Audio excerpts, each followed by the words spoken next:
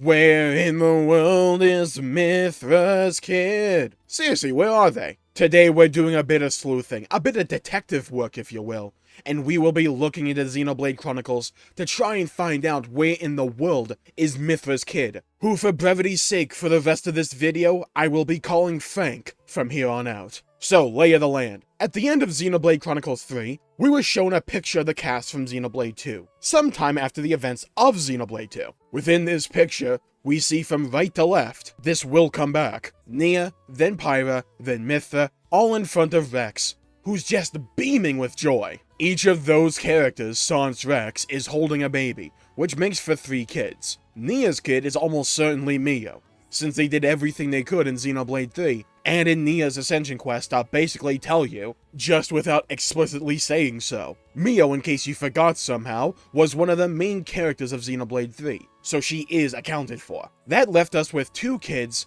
still in the wind, like Buzz and Woody at the end of Toy Story. We had the Founder's Room, however, we didn't have names or hair colors or anything to really go off of. And with the teaser trailer for Future Redeemed, we anticipated one of the Founders could have been one of the other 2, either Pyra or Mythra's. Then with the full trailer, we saw a fire user, with a Numa core crystal who was a redhead. This was almost certainly Pyra's. However, there was always the chance that this could have just been Pyra reborn somehow. But the way that Rex acts almost confirms to me that Glimmer is Pyra and Rex's kid. Go rewatch that one scene with Rex and Linka, when Linka's saying, "You were kinda harsh on her, weren't you, boss?" They basically say it without explicitly saying the words. And then there was one, Mythra's. Where is Frank? Where's Mythra's kid? Frank is an anomaly, a mystery, cloaked in an enigma, betwixt intrigue and riddles. Future Redeemed was the conclusion of the Klaus arc for Xenoblade, and they left one of the 3 kids a total mystery. Why didn't we see them at all in Xenoblade 3? It got to the point where people genuinely believed we had seen Frank somewhere in Xenoblade 3, but that it would be a reveal who it was sometime down the line. Some people thought Mobius D. Dirk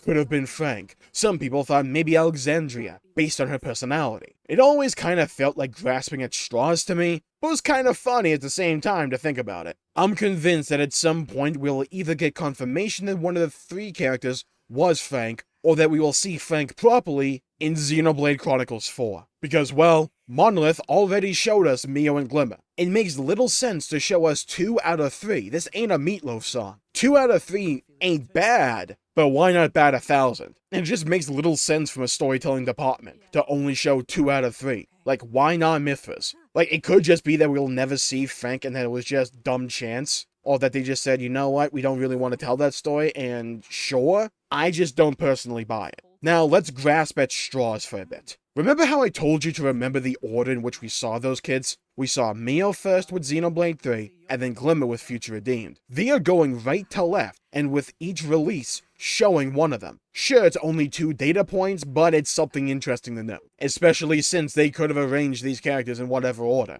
But they specifically made this picture in this orientation for stuff like this. It's just never dumb chance, is it? And with how much Monolith loved to foreshadow and bring stuff full circle, I'm inclined to believe the reason we haven't seen Frank is because we just weren't meant to. Yet. Yeah, I think we see Frank in Xenoblade 4, that's my guess. Like, sure, if Frank was a character in 3, I think the best bet is Alexandria. She's Agnian, kind of resembles Mythra personality-wise, is some version of blonde, I think. And maybe if you squint and really try and draw a connection, but the hair color doesn't match up, does it? It could be hair dye, but honestly, I still think the far more likely candidate is that Frank was always intended to be a character in Xenoblade 4. Yes, the series is continuing. Yes, Takahashi already confirmed that. And in the same email, some people love to cite to try and argue that the story is completely over. He literally says, we can essentially guess where the story is going based on 3 and its DLC. And another thing, I've been talking about this for quite a while, since right around the time 3 finished, or at least when I beat it. You don't end 3 with Noah just disappearing and then the world suddenly rejoining at the end of Future Redeemed for no reason that's explained.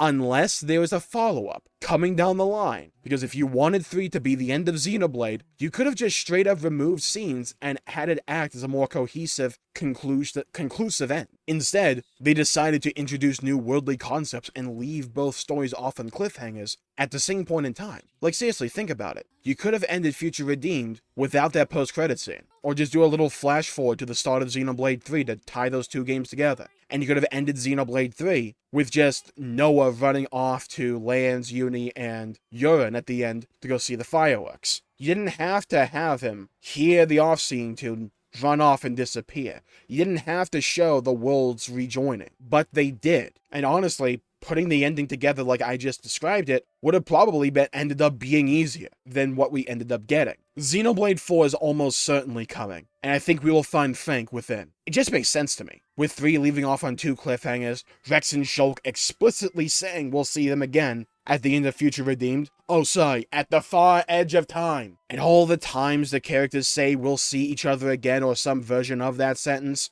Every other sentence at the end of 3 and in Nia's Ascension quest. It feels like Monolith is trying, or at least trying to beat us over the head with the idea that this story and these characters are returning. You know, on top of the email I was citing earlier, saying, quote-unquote, while it is a conclusion, that does not mean it is the end of the Xenoblade series. It is just a stopping point in my mind. I think that everyone who played this title and the additional stories in the expansion pass can imagine what lies in the future for Xenoblade. I'll leave a link to that in the description down below. So yeah, all those lines and scenes that I was just talking about that felt like foreshadowing or laying the groundwork for where 4 can go, well, they probably are, since Takahashi basically said so. I was always in the camp that if the only Rex kid they wanted to have as an actual on-screen character was Mio, then I'd be fine with that, and could rest comfortably in the notion that the other 2 are just living regular lives, and that all is good. I didn't think we needed to see them, but now that we're at 2 out of 3, you might as well go all the way. Now, the role Frank could play is an interesting point of discussion for me, because it could honestly be anything. A side character, a main party member, a protagonist, maybe some tragedy struck and they died before Ionios even kicked off, or sometime between the events of 3 and 4 they die, or maybe Frank's death could help spur on the main party to accomplish whatever goal they have for Xenoblade 4. It's extremely hard to predict where the story of a character who may or may not show up in a story that may or may not happen will go, when all we have to work off of is their baby picture. They could even fulfill a role similar to Nia and Melia in Xenoblade 3, where they aren't a main character per se, but an important one. They'll help out the main party at some point. Though I think if there are 2 characters perfect for that role, Noah and Mio kind of fit the bill, if they don't just end up returning as party members. Personally speaking, I think the most plausible scenario is that Mythra's kid shows up as one of the main party members, but maybe not the quote-unquote protagonist, like Shulk, Rex, and Noah. And it's for a very simple reason. Mio and Glimmer were, and similar logic as to why I think Frank will show up to begin with. You already did this for 2 out of 3 of them, so why not go for the home run? I think the Vegas money would be on having 4 containing new protagonists, since Xenoblade tends to do that for numbered games, but I think Frank could fulfill the role of one of the surrounding party members for these new characters. Again, if they don't just break the mold and have it be Noah and Mio again, which they could. Because for me personally, my biggest lock for Xenoblade 4 is seeing Noah and Mio again in some way, whether it be through important side characters